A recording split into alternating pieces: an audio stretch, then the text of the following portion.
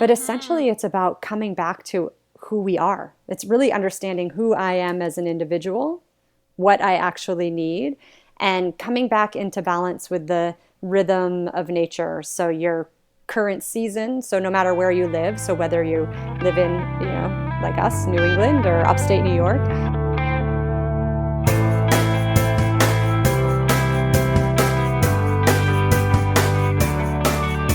Welcome to Zestful Aging, where I talk with fascinating, talented, and inspiring guests who reflect on the adventures and challenges of aging and who are living their lives with vibrance and purpose.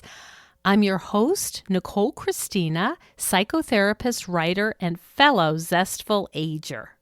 And if you like this podcast, you'll love my companion courses, Zestful Aging, Simple and Sustainable Habits for Health and Longevity, and The Wisdom of Mindful Eating. Now, for 1 month only, I'm putting both of my online courses on a radical sale. Both The Wisdom of Mindful Eating and Zestful Aging will be $19.99 each. Both of these courses have received rave reviews. They're fun, straightforward, and have the ability to change your life in the direction of more peace and less stress about eating and around aging. No extreme diets or punishing exercise. More about creating habits that feel good and are sustainable, which is health promoting and leads to a longer, happier life. This offer will expire January 31st. Find out more at NicoleChristina.com. Well, I have my Jack Russell Terrier Sparky right beside me and my coffee in my hand. So let's begin. Erin Casperson is the Dean of the Kripalu School of Ayurveda. She loves sharing how the ancient practices of Ayurveda can be applied to modern-day living. She also teaches other outdoor programs at Kripalu and has had many years of hiking and backpacking experience in the woods of New England. And she has summited all 48 4,000-foot mountains in New Hampshire, which is truly impressive. Welcome to the show, Erin. Thanks, Nicole. I'm so happy to be here today. Yes. So this has been my experience, and you can correct me if I'm wrong, but I think people in our audience who are mostly women, mostly 45 and over, and I think fit the Kripalu demographic pretty well. They've heard of Ayurveda. They kind of interested, kind of curious, but maybe it seems a little esoteric to them. Can you give us an overview of what it's like and what it's all about? Sure. Yeah, I can see that. It's you start to read about Ayurveda and it's the instant Sanskrit words and terminology and concepts that can seem daunting to some or confusing. And so yes, I was there too about a decade or so ago.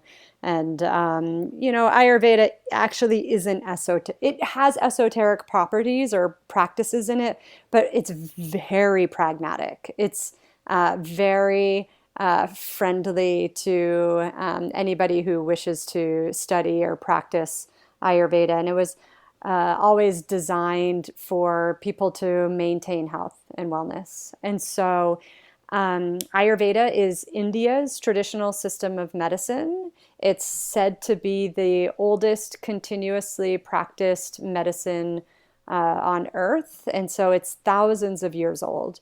And if you're interested in yoga, then there's oftentimes a natural inclination to wanting to study Ayurveda, even more and more so now. It's becoming more popular. It's definitely emerging into mainstream culture more than it has even since the last 10 years ago, since I first started studying.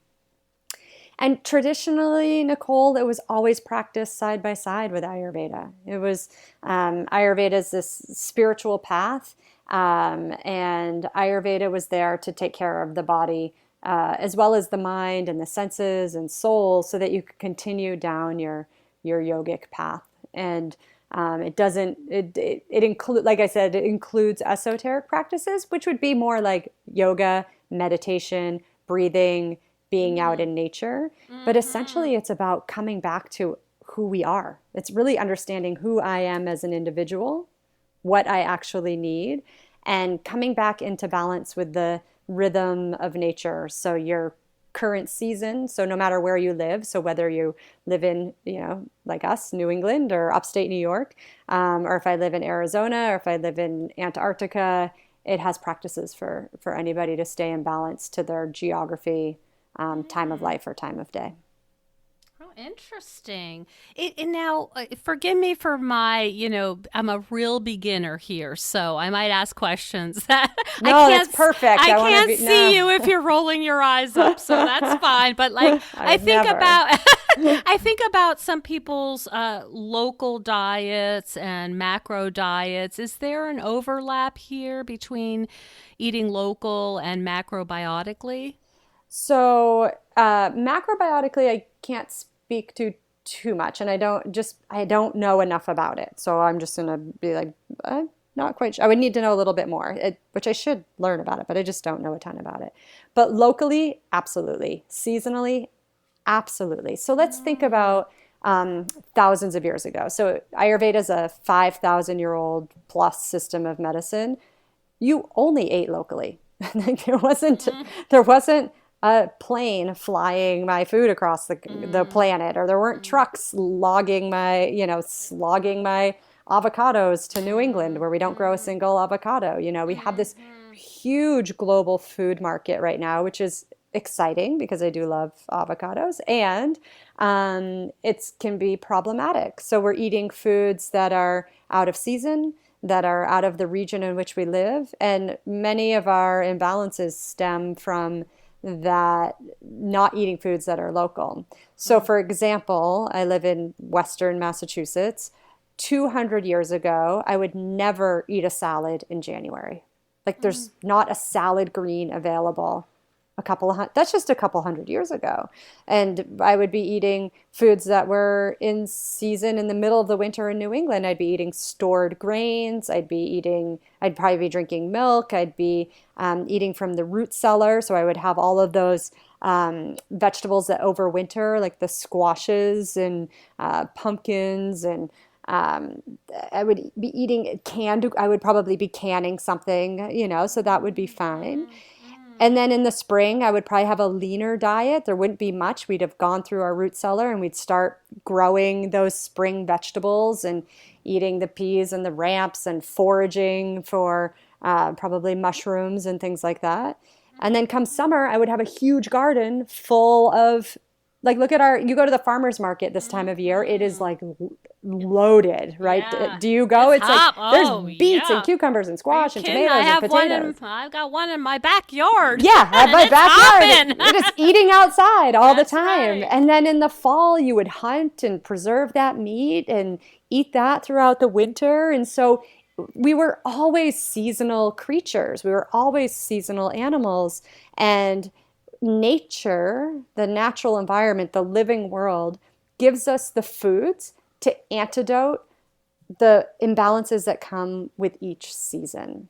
So we know that in the summertime, for instance, it's really, we get heat, it's hot. All the foods are really easy to digest. They're simple, they're vine ripened. We can go outside and pick a tomato off of our vine and, eat it right there.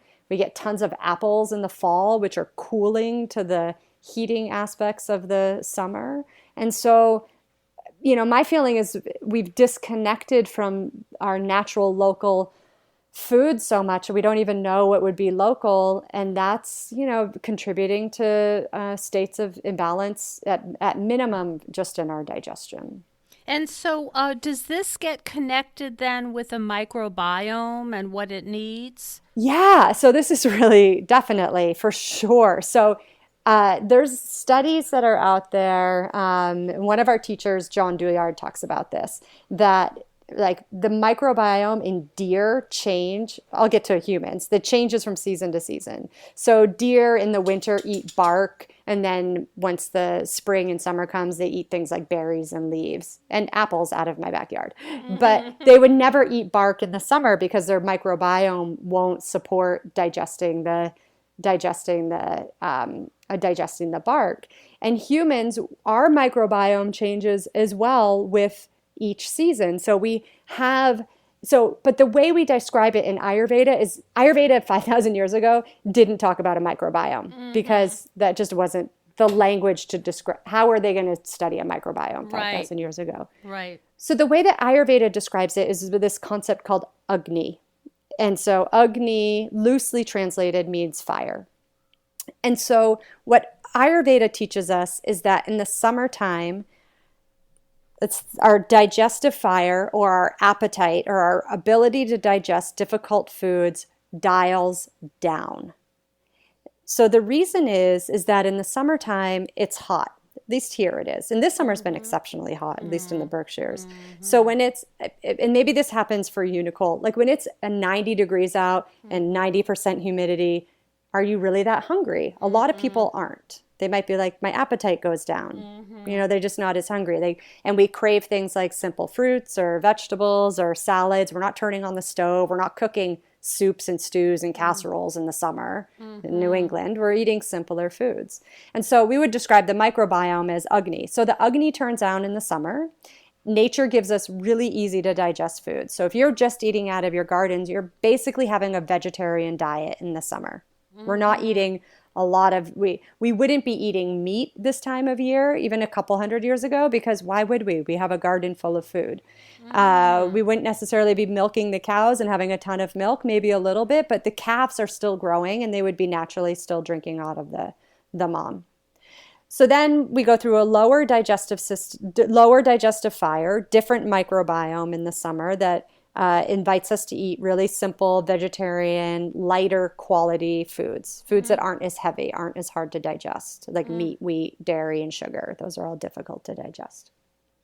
When we get to winter time, so when it starts to get cold nights, colder days, the digestive fire turns up. And the reason is because it needs to keep us warmer. So this fire also keeps our body warm, but it also is responding to, we would eat harder to digest foods in the winter. So the winter time is when this would be the fall harvest. It was generally always wheat. We would harvest wheat only in the fall. It wasn't harvested all year round and eaten all year round. And wheat's a probably a 4-letter word in many circles, but wheat is building, it's grounding, it's warming, and it's meant to be eaten during the cold season. That's when it was always harvested. And what we know is that wheat may be fine. It's the Roundup that is not so good. Right. Or eating it 24/7. Or eating wheat all year round. We don't necessarily need it all year round. We need it, because we don't need to have that really heavy to digest. In the spring, the wheat would be gone. We would have eaten it all winter. And then the winter we have harder to digest foods because we need to keep our body warmer. We need to, the winter harvest is more heavy. I mean, what do we do in New England? We have soups, stews, casseroles.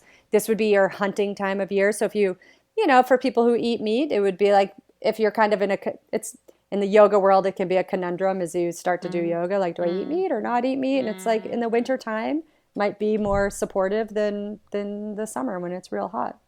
Does that make sense? So rather than a microbiome, it's Agni is the way that we talk about it. The Agni. Now, I'm going to sound like, I really have been immersed in this, and I haven't. So I'm going to throw out the one word that I do know and you can correct me if I'm pronouncing it wrong, but the doshas. Yeah, you got it. Okay, all right. So I know a little bit about the doshas, and that's a pretty important part of this puzzle. Am I right? Okay. Yeah. Can you talk about what a dosha is? Sure. How much time do you have? So the doshas are one of the main concepts in Ayurveda. And so what I'd like you to understand about Ayurveda is that it's a way to describe reality. So what I'm going to talk about doesn't change reality. It's just a new language to describe our perception of reality. And what Ayurveda gives us is this language of what's called the doshas. So what I want your listeners to understand, because what can happen is the common question once you start to get into the doshas is like, well, who am I? Mm-hmm. What are my Mm. doshas? We love in America to like categorize everything. And so we're made up of all three of these doshas, and they're called vata, pitta, and kapha. And we're made up of all three. We can't exist without them. When they're in their balanced, organized state of being, they're acting just to keep your body functioning. They exist all over the body. They each have particular jobs that they do. And for all of us, they all work in the same way to do these particular jobs. And then oftentimes what we talk about is somebody has their constitution is they have these three doshas come together to create the uniqueness of you. So we all have all three, but we might have varying amounts. That's why I might have blue eyes and you might have brown eyes, or I might be good at math, you might be good at music. I might be organized, you might be like to not be not be organized, or you have your own, not typical organization. Some people are more creative, some are more kind of factual.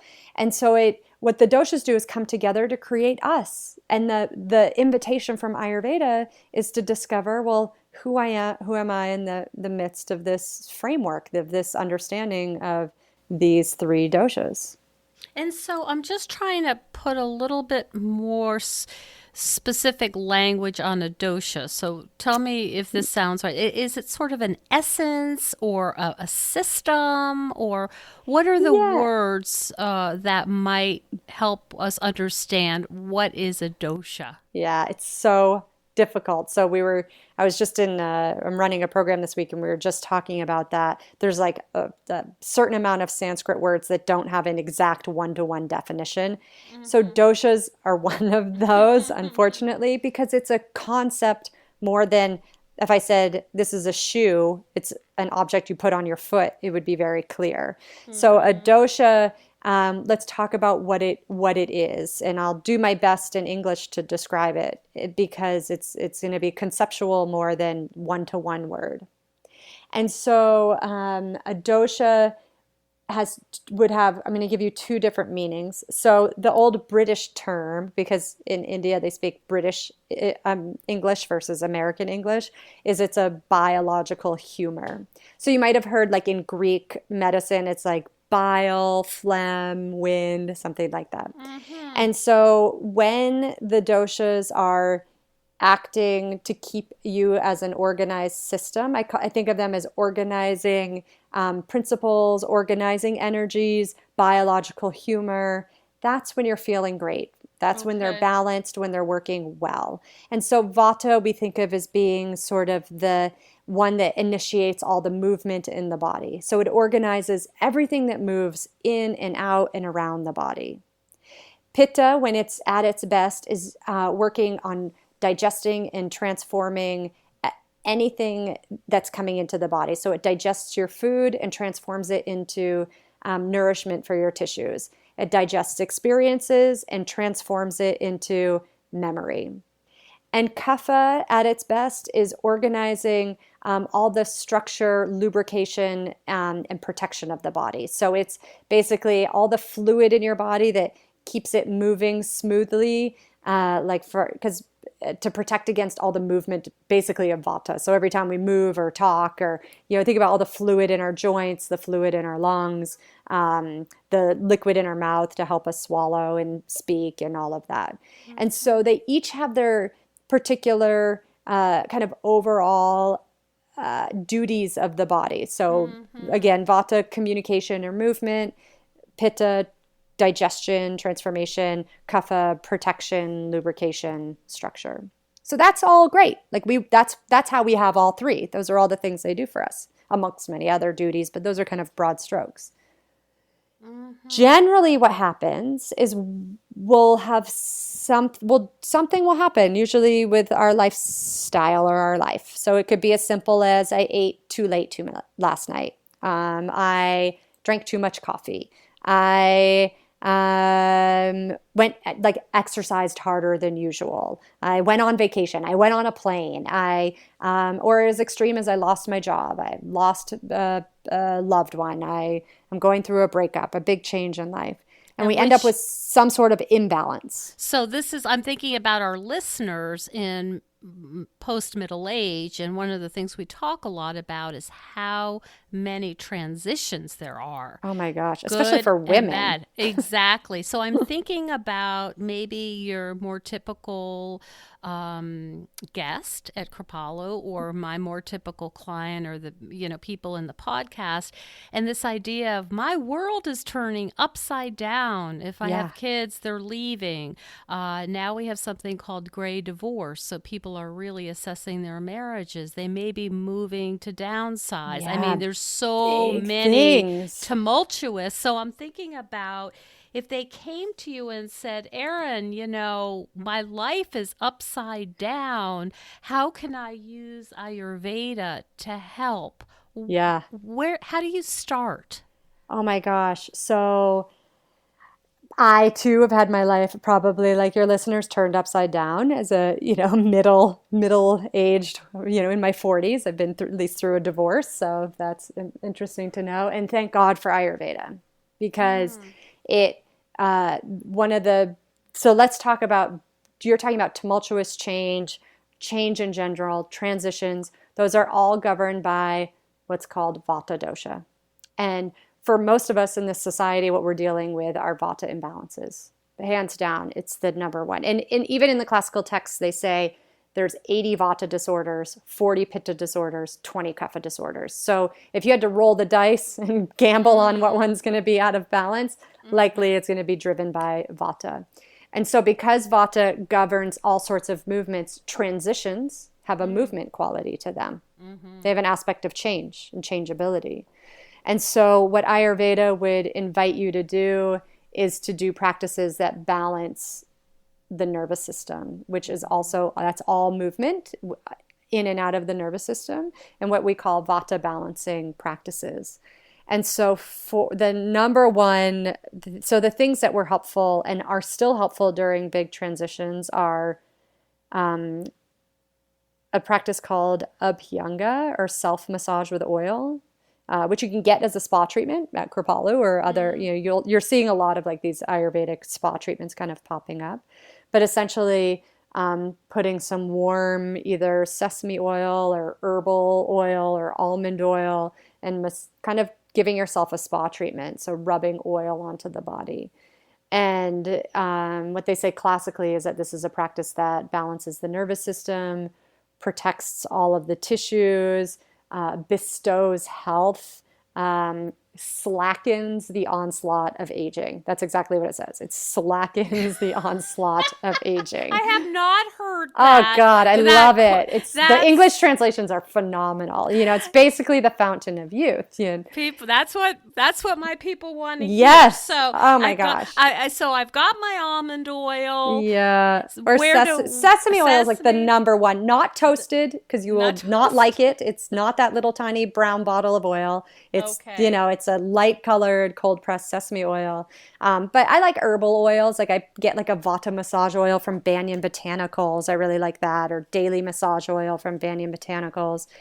And you just do a massage where you massage yourself like you would be getting a massage. You lay out a towel, warm up some oil, and massage up and down your arms, your legs, your torso, and spend like 15 minutes or so doing it. Take a quick shower after just to get off any excess oil so you don't get it on your clothes. And it can help to really nourish the system. It becomes like a meditation. I find that, so let's say someone's going through a transition, and maybe you've seen this in your work, and you say like, hey, how about trying some meditation? But if someone's enormously anxious, to sit down and be quiet like that, it's excruciating. It's terrible. Yeah. So by doing something like you're sitting and you're being quiet, you can put on some nice music and massage your body with oil. It's really an act of the oil. The Sanskrit word for oil is sneha, but it also means love. So the oil means oil. Sneha means oil, but it also means love. So you're putting back some nourishment into your body through self-care. If Wow. So the process is, I just want to get really Yeah, yeah, specific so my listeners can say, "Oh, I know what to do now." right. You might start at your feet, and do you concentrate on your joints, Yeah, your both. So I would tendons? actually start at the head. I start on my head. So I just put Okay. a little oil in the scalp of my hair. You don't have to soak your hair down to the tips, but just put a little oil, massage the head.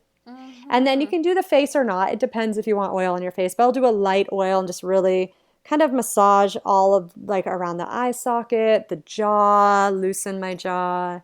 And then I would go into the neck and massage the side of my neck, go up and down, and then go Mm. down one arm. And you do circles on the joints. So I would massage, circle on the joints, oil into the joints, and then I would do long stroke between the shoulder and the elbow.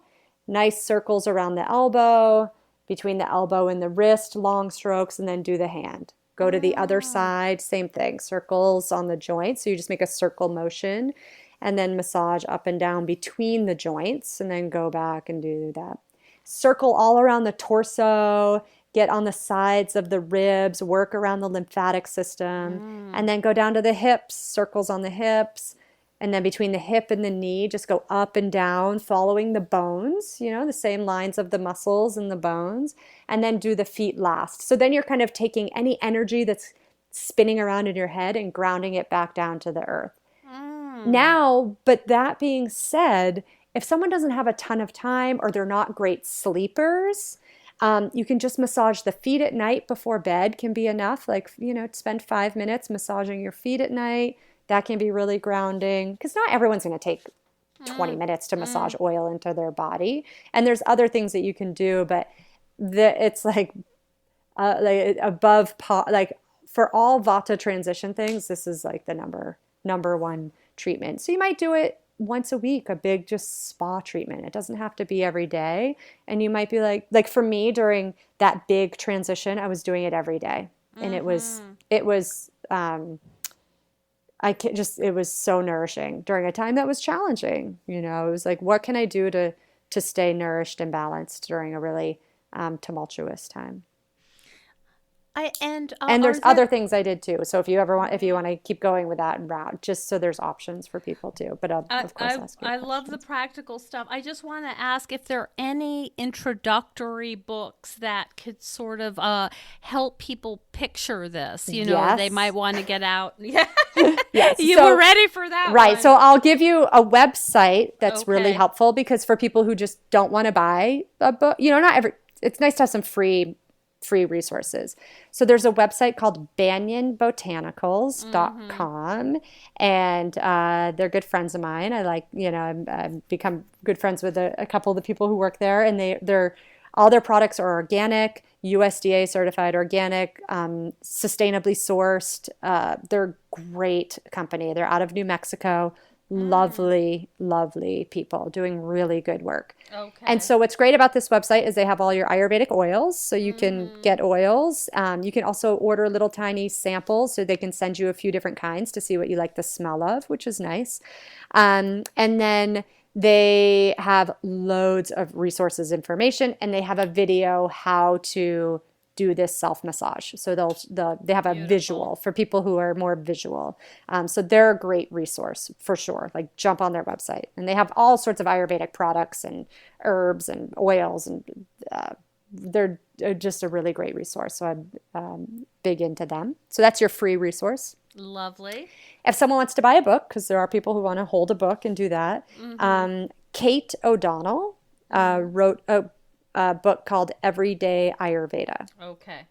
And it's the first half of it is all about Ayurveda, some of the concepts that we're talking about today. The back has an appendix with how to do self-care practices. And then the middle is Ayurvedic recipes. So you get a complete package. You get theory, information, like about half the book's like lots of information about Ayurveda, half the book's full of recipes, and then appendices that give you instructions how to do some of the self-care practices. It's a phenomenal book and Beautiful. it's beautiful. Oh, that that helps, I think, is the beauty. Oh, the photography by Kara Brostrom's amazing in it.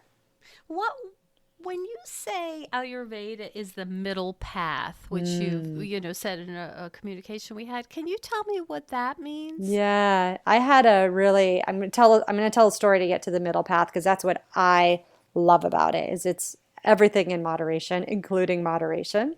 So I was Mm-hmm. having a conversation with a client that I have known now for about 5 years, and he was explaining to me, which I didn't really understand. He said, because he's has a vegan diet, and he said, Erin, this whole middle path thing is so hard. And I was like, why? It's so easy. You can have like a little bit of everything all the time. Like Mm-hmm. everything's available. Like you can have, you just have it. You can have anything. Like it just, and I was like, that's what I love about it. And he's like, no, like for him being a vegan was like, it makes decisions really easy because there's a whole bunch of stuff around food that he never has to think about. He never has to make a decision about whether he eats meat, dairy, honey, ghee, anything. And I was like, he's like, the middle path is actually harder. And I was like, and I didn't see it that way. And I'm sure other people don't either, but it was really helpful to understand kind of having a more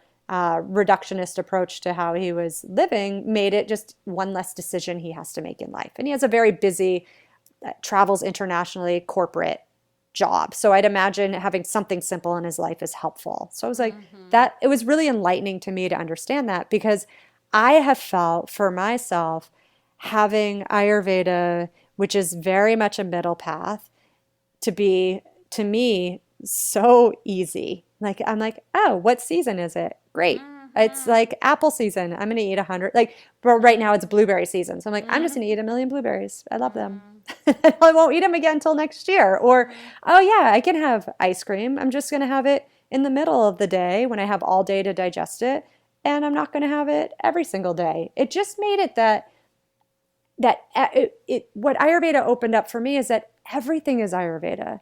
Because the definition of Ayurveda, if we were to break it down, is the knowledge of life or the practice of living and practice of knowing yourself. And so it was like, oh, everything is here to be enjoyed. Everything is available. There's no good, bad, right, or wrong. It's just Mm-hmm. maybe do it all just a little bit, like not too much, so that you still feel good, so you can have a healthy, balanced life. Because once I learned, like once I got beyond the food, because there's a whole lot to do with the food where it's just like, what do I eat and who am I and what foods can I have? And then once I really just started to understand there's qualities of food, like in the summer it's hot, eat things that are cooling. In the winter it's cold and dry, eat things that are warm and oily. And then once I kind of just navigated that, then I could get to the deeper levels of like, how do I just keep becoming a better human being? Like, how do I use Ayurveda so I can just have better relationships, so I can communicate better, so I can get deeper into my meditation practice and yoga practice, and not kind of sweat the small stuff about like what am I eating or not eating.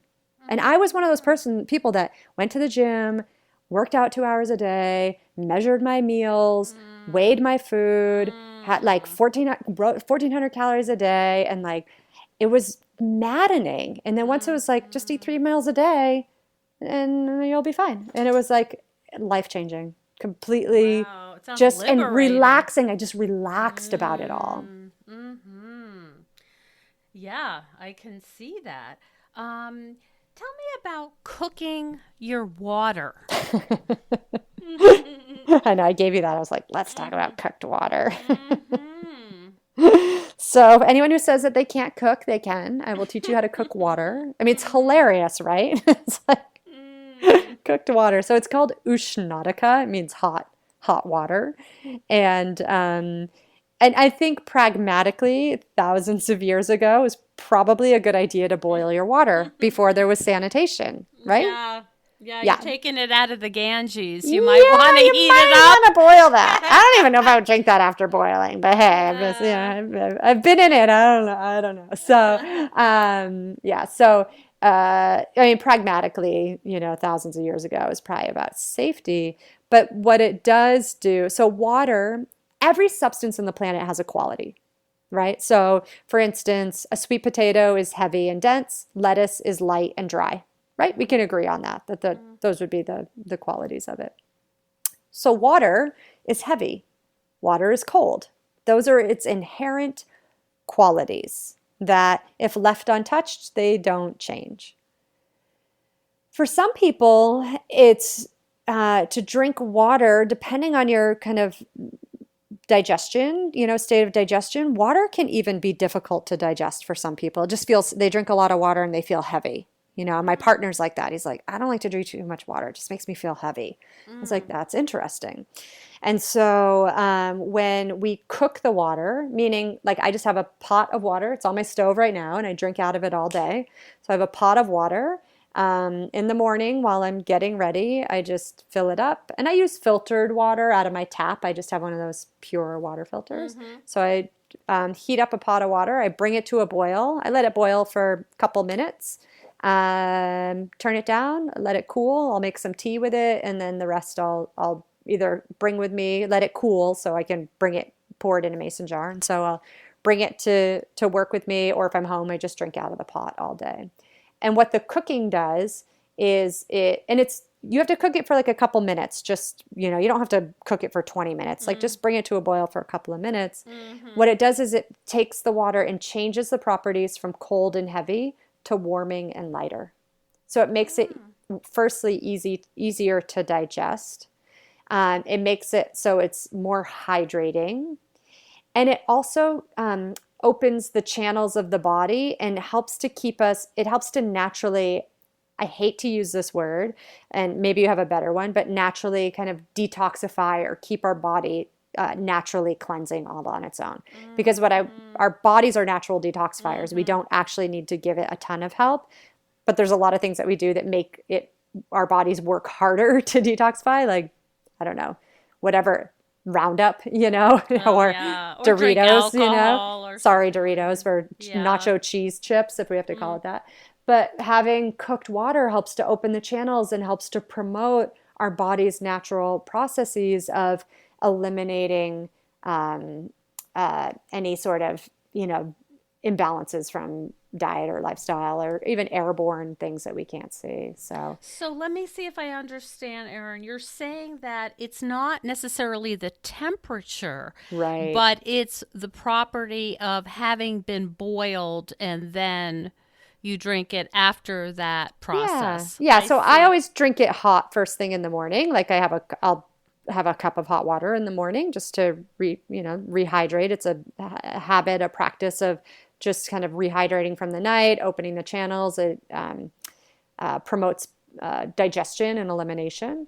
And then throughout the day, I just drink it, depending on the season. In the wintertime, I'll drink it warmer. I'll put it in maybe an insulated thermos and drink it warmer throughout the day. But in the summer, I don't want to drink hot water, but I don't drink cold water. So I just let it go to room temperature and I sip off of it all day. What we don't want to do is put ice in it. So I would encourage you to put ice in it, because then it kind of goes back to being really cold and heavy and hard to digest. But room temperature is totally fine to have it in that way. So it'll start out hotter during the day and then go to room temperature, or start out hotter first thing in the morning, and then go to room temperature throughout the day. And like I said, in the winter, I'll put it in an insulated thermos, and I'll tend to drink it hotter in the winter. Yeah, I have heard of that before, and I think it was loosely related to the Ayurveda, but the whole idea of having your water be more body temperature than shocking, Right. And that's maybe why you get an ice cream headache, because your body is saying too cold, too cold. Right. Your body's like, what, 98.6 degrees, and then you put this, 40-degree substance in it. And I don't know. I mean, I've heard people say, and I don't know if there's any truth to it, like, well, it helps metabolism because you have to work harder to heat it up. And I'm like, I don't know. I mean, it's I don't know. I think it just becomes a habit or sensory. It feels like we get used to having something that's cold. And obviously in the summer, if you have some iced beverage here and there, it's not a big deal. But all year round, maybe not, especially if you live in a winter environment, to have ice cold water and January in New England is, not necessarily going to be supportive to. Go in the wrong direction. Yeah, Yeah. yeah, yeah, for sure.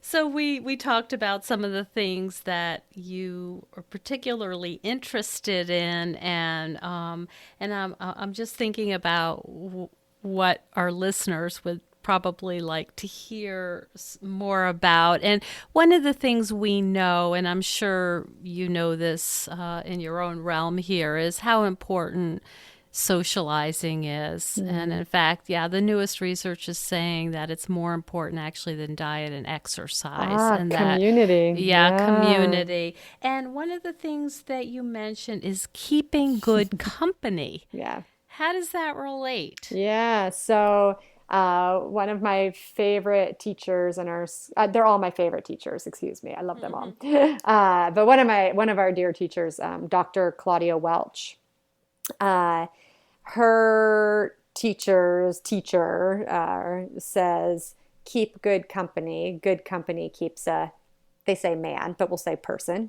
keeps a person great. So it's been this saying that we have in the school. We say it regularly, and it's was profound for me as a student of keeping good company. And I also talked to my step kids about this, my partner's kids about this, of like, you're only as good as the company that you keep. And so the way that I see it, and the way that Ayurveda talks about it, is it's this promotion of this concept called sattva, which is a calm, clear, inspired, creative state of being, state of mind. And that when we keep good company, it promotes positive mental health.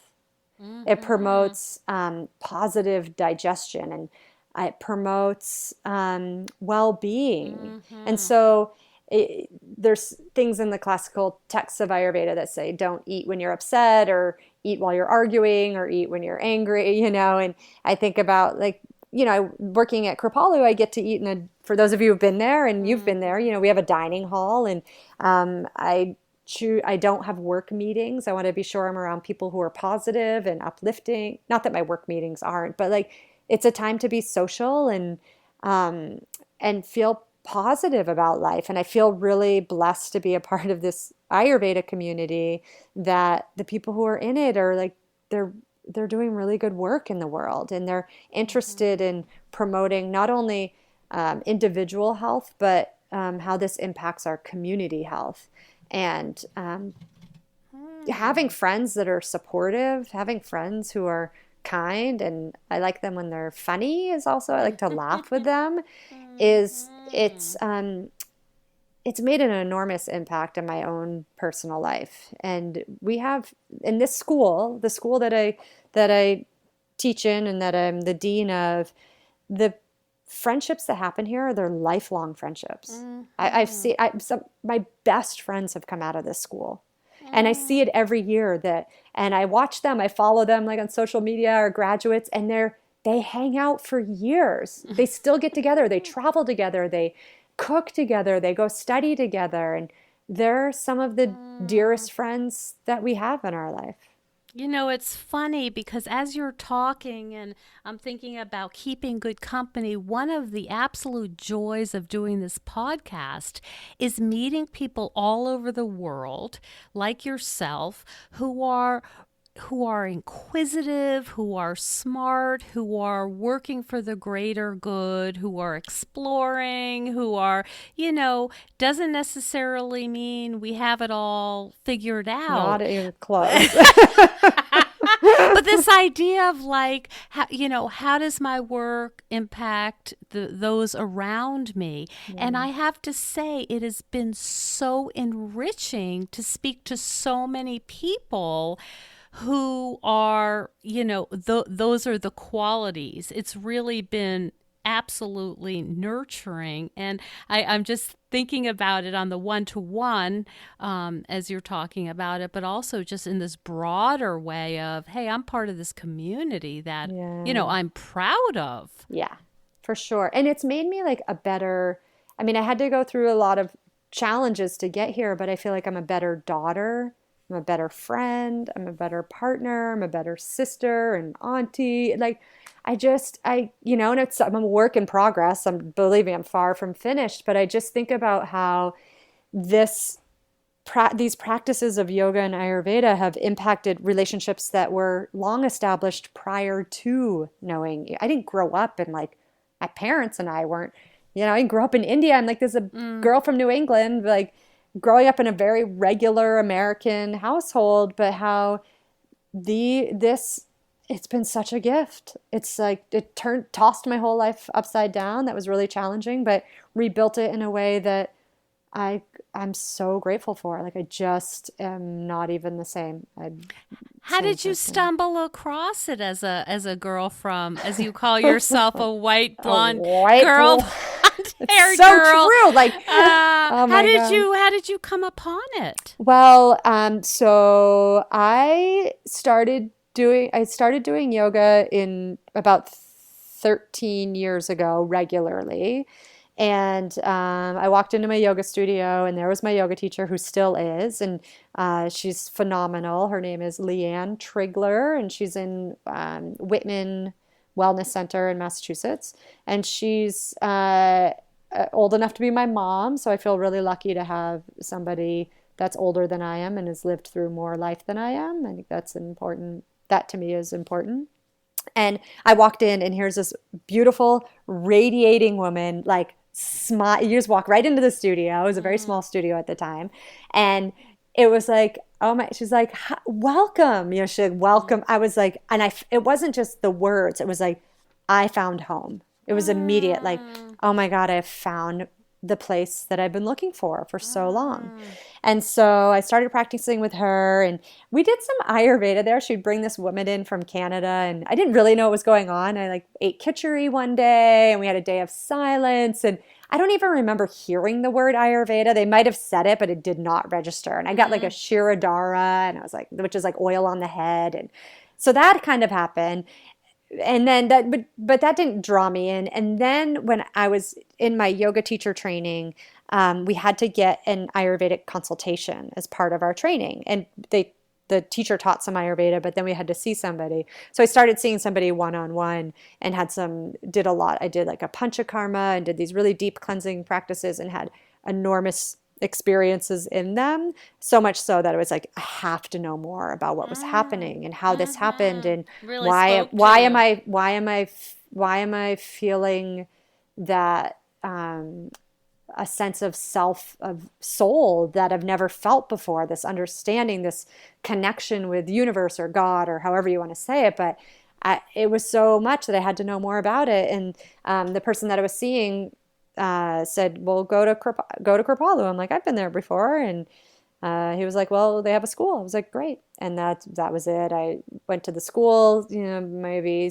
few months later, applied, went to the school, and I was like, I love it here. Another home. I was like, I found another home. I was like, I was like, I remember talking to my mom and being like, I love it here. I'm never leaving. And then I never left.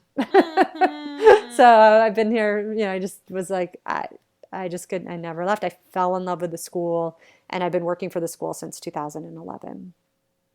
There is a glow, a Kripalu glow, and I think the challenge is, and I know people talk about this, is how do you keep that when you go home to your Or life? you just never leave. Yeah, that's the solution. Yeah, I have had people who, I've said you've got to go. They volunteered and they've become part of the community. And Yeah, it's hard. And our students go through that because they come 6 times throughout the year, Nicole. So they'll come for 9 days at a time.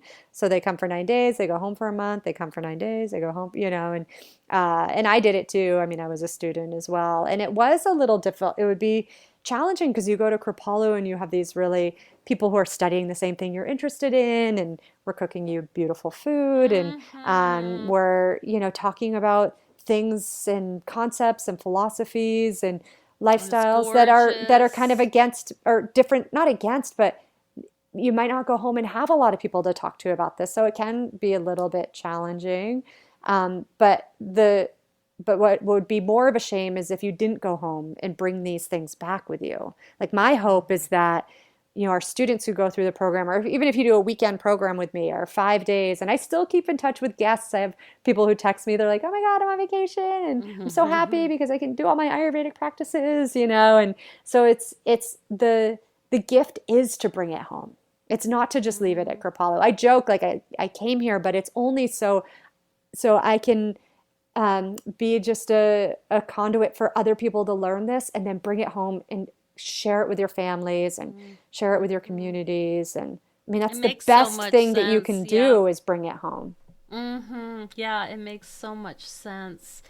Are there any other thoughts or words you'd like to share before we end?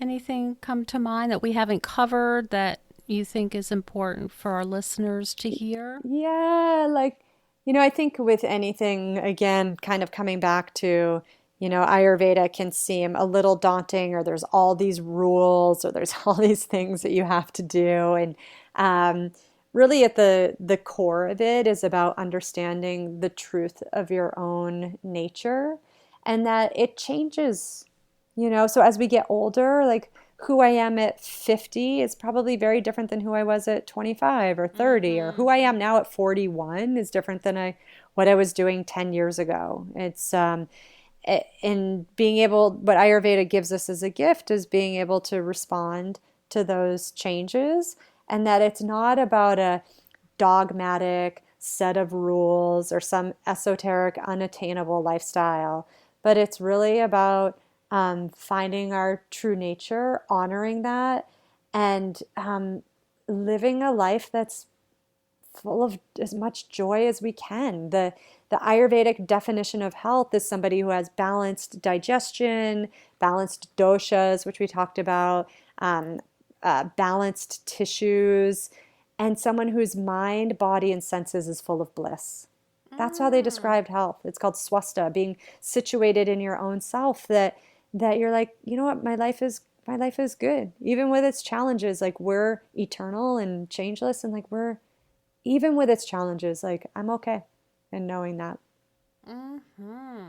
Wow, I think that's a beautiful message for, those of us who are really feeling a bit topsy-turvy and looking at our identities and saying, boy, my whole life was about being a mom. Well, that's over. Yeah, and that's a phase of life, like your pitta phase of life, and then you get to the vata stage of life, which is the later. So all those doshas, we'll kind of get back to real quickly, but we have 3 different stages of our life that are governed by the doshas. So the kids are in the kapha time of life, the midlife where we're raising the kids, or even if you don't raise kids, because I'm not going to assume I don't have, not everyone has kids, but working life, you're the middle years of your life where you're super active and acquiring wealth or working. And then when they leave, you're in this other stage of life, and it's the time of life where we will be pursuing exactly what you're doing on your podcast. So more like, what are we pursuing to maintain health and spiritual wellness and community? And it can be jarring. It's a big change. I'm watching my partner, his son's going to college next week. Like one of his, it's like watching that change. We're just looking at our life. Like both the kids will be gone in 2 years to college. And what's our life look like for there? And having these conversations about how things change. It's a big deal. It is a big deal. Yeah. This was so interesting, Erin. I learned a lot, and I think our listeners will really appreciate that it's not all Sanskrit and, difficult spices to pronounce. It sounds so sensible and sort of organic and our relation to ourselves and the earth. And people are really searching for that. So I really appreciate that. Where can people find you to learn more about your retreats and your work? Yeah, so I don't my the best place is kripalu.org. So go onto Okay. the website. I don't have my own website, I suppose. Mm-hmm. So if you go to kripalu.org and look under Mm-hmm. presenters, you can find me there. It's Erin Mm-hmm. Casperson. Mm-hmm. And also, if you're interested in learning, really diving into immersion, or you're like, hey, I think I want to teach people about this, you can also check out the Kripalu School of Ayurveda, where we do professional trainings as well. So I run programs several times throughout the year, both just retreats for anybody to come to and learn more, as well as the school. Mm-hmm. That's great to know.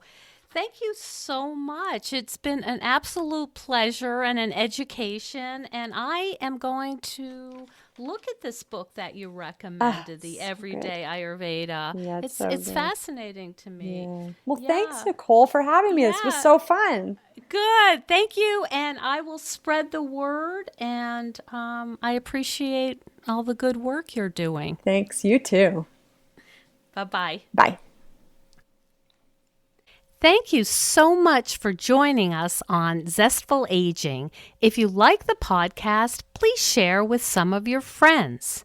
I love to hear from my listeners. Send me an email at nicolechristina.com. And please consider becoming a patron of the show. You will get access to exclusive bonuses, and you will be part of the Zestful Aging community. Keep us going strong. Go to patreon.com/zestfulaging. See you next time for another episode of Zestful Aging.